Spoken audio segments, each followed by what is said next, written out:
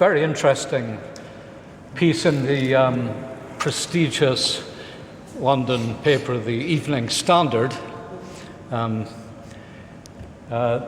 a dozen Ukrainian soldiers were feared to have been obliterated by Russian attacks after reportedly refusing to surrender and telling one of Mr. Putin's warships to go to hell. Notice that these troops weren't just killed, they were obliterated, because that's what the Russians do. I'm not convinced of the utility of shouting insults at the enemy in the context of that situation. For their bravery, they were awarded posthumous honors by Ukraine's President Volodymyr Zelensky. But later it emerged that they had been captured by Russian forces. So were they obliterated or were they captured by Russian forces? This is quite strange, really. Anyway, thanks to Andrei Martyanov's blog, he actually translated the Russian report on that. There's been an attack on a place called Snake Island near to Odessa by Ukrainian forces. Anyway, this is the TASS report. The order to attack Serpent Island, during which the Ukrainian armed forces suffered significant losses, was given by the President of Ukraine, Volodymyr Zelensky, on the advice of British consultants, despite the objections of the leadership of the Ukraine armed forces. Such data were reported on Tuesday by a source in the Russian power structures. The order for the incredibly stupid attack on Serpent's Island was given personally by Zelensky and demanded to achieve a media result by the 9th of May. 9th of May was the Russian commemoration of victory in World War II. According to the source, there is confirmed information that the Commander-in-Chief of the Armed Forces of Ukraine, Valery Zaluzny, and his General Staff were against this suicidal operation, the idea of which was suggested to Zelensky by his British advisors. The finale of this action was supposed to be a joint statement on the so-called victory by British Prime Minister Boris Johnson and Zelensky. But in the end, only Johnson spoke yesterday, without mentioning a word about the catastrophe of the operation to storm the Serpentine. So we see that the media is really, we've got to the stage really that the narrative is everything and facts are absolutely nothing. So further illustration of this is that there have been lots of reports about how US intelligence is feeding intelligence to the Ukrainians, which is allegedly allowing them to kill Russian generals. They allegedly killed 10 Russian generals. The trouble with that report is it doesn't look like 10 Russian generals have been killed. But in addition to this, people were really quite outraged to the fact that how reckless it appeared that US intelligence was actually setting up these operations and actually boasting about it. But on the other hand, the interesting thing is the Pentagon denies that. So the Pentagon denied Thursday that the US had shared intelligence with Ukraine with the intent of targeting and killing senior Russian military leadership on May the 6th. On May the 6th, the United States, the Pentagon has denied reports that it helped Ukraine sink the Russian Moskva missile cruiser last month in a high-profile embarrassment to Russia's military. So this is something I've been looking for some time, which is divisions appearing in the upper echelons of the power structures of the United States, and this quite clearly is happening. There's a rift between the Pentagon and the State Department, between the military and the neoconservatives, or as they were called, the chicken hawks, as they were called during the Iraq War, the people who think up reckless war plans but then don't have to pay the consequences, unlike the military, of course, who do have to pay the consequences. So I take encouragement by these divisions that are appearing inside the USA. And I also think it's quite clear that although the Democrats won the election, Biden, as president, was not under the control of the Democratic Party, or specifically the Clinton faction. And they are now using the Iraq War to try to recover power. So there's definitely, to my mind, there's clearly a power struggle emerging inside the USA, which is going to be extremely interesting. Okay, that's just a quick update on one or two things. Now I'll read the speech as composed on Monday night. I start with a quote from Jens Stoltenberg, the General Secretary of NATO. Underlying NATO's core task is to protect and defend all allies. The General Secretary said, the NATO leaders will today address the need for a reset of our deterrence and defence in the longer term.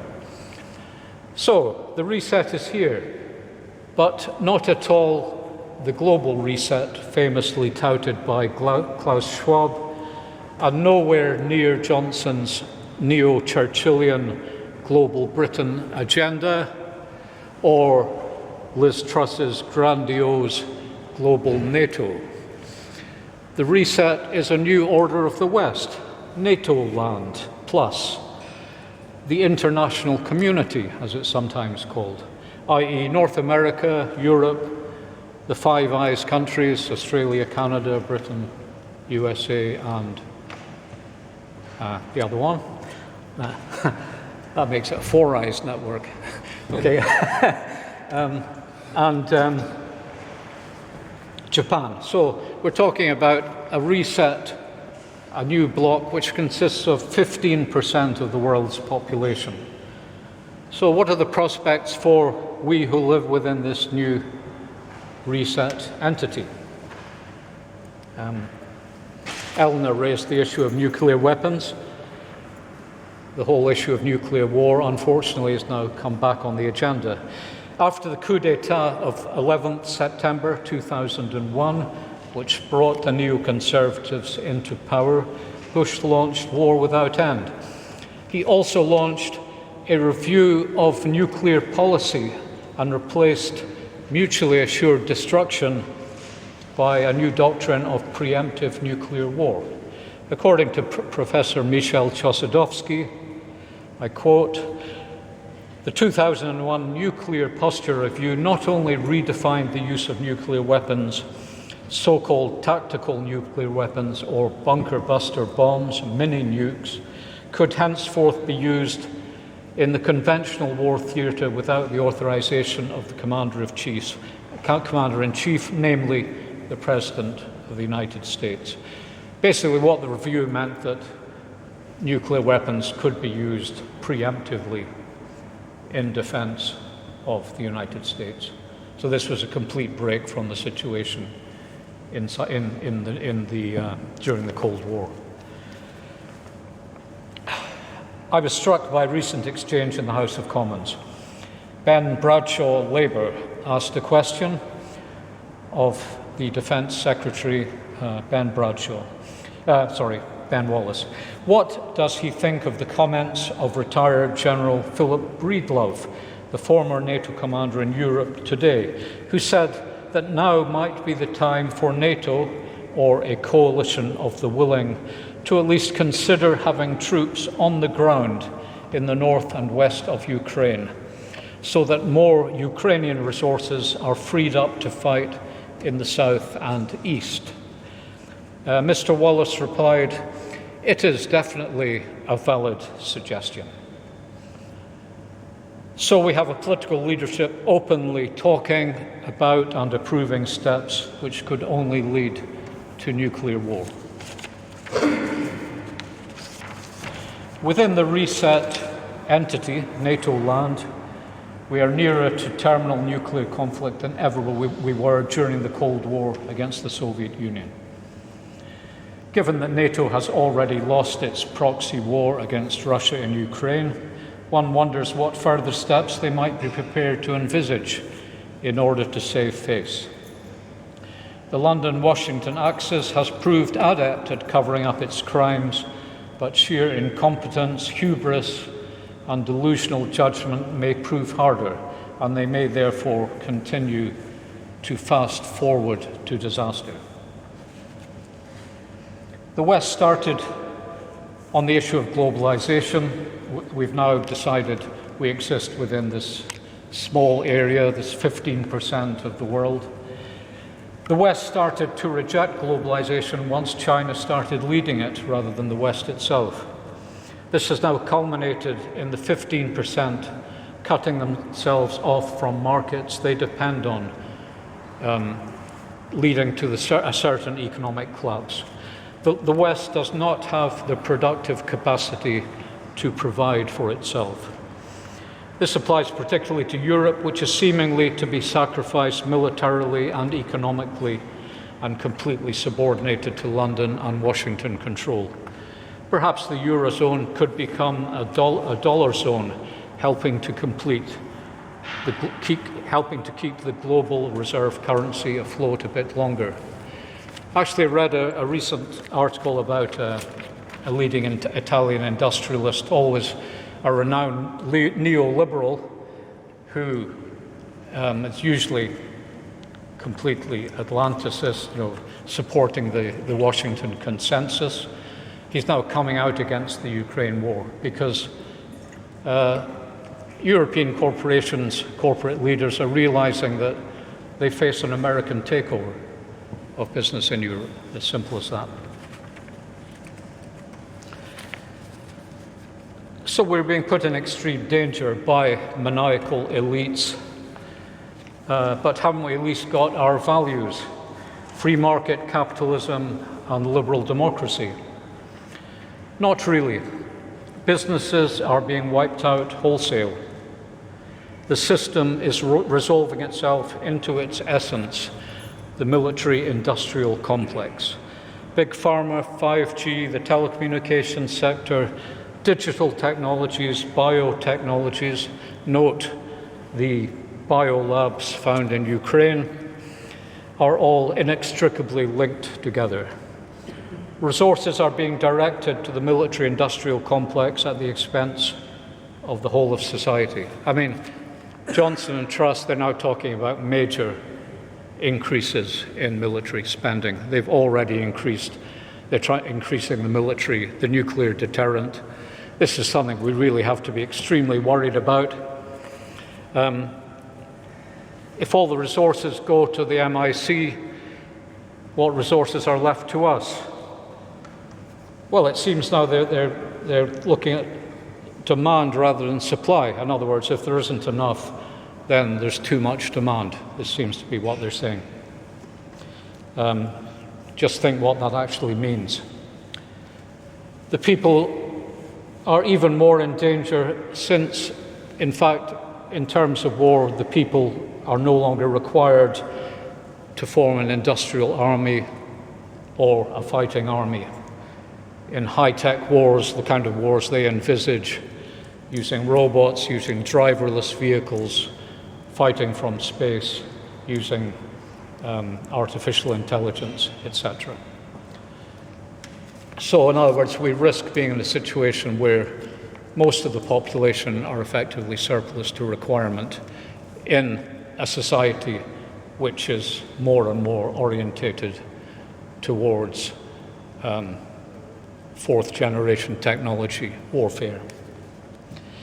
As for liberal democracy, what chance does it have in a permanent military standoff between West and East, in a truly Orwellian 1984 scenario? Orwell's 2 Minutes of Hate seem tame compared to the 24/7 anti-Russia campaign that we are living through. And, we have never seen the likes of this before. Banning sportsmen, artists, cancelling an entire culture, an entire nation.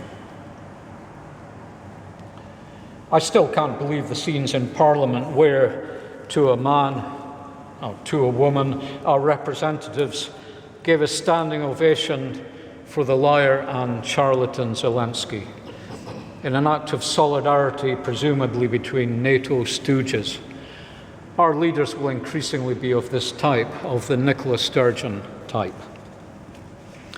These are truly grim and dangerous times. Yet the fact remains that neoconservative dreams of regime change in Russia or defeating Russia in a conventional war are pure fantasy, and there are no winners in a nuclear war, whether you've got your own bunker or not. Therefore, when four of us pensioners met in a cafe in Partick to set up Glasgow Against NATO, it wasn't because we thought we could bring down NATO single-handedly. We thought perhaps we could put in place a pole of attraction for all right-minded people who want to make a stand against this madness because they recognize it as a responsibility, especially towards the young and future generations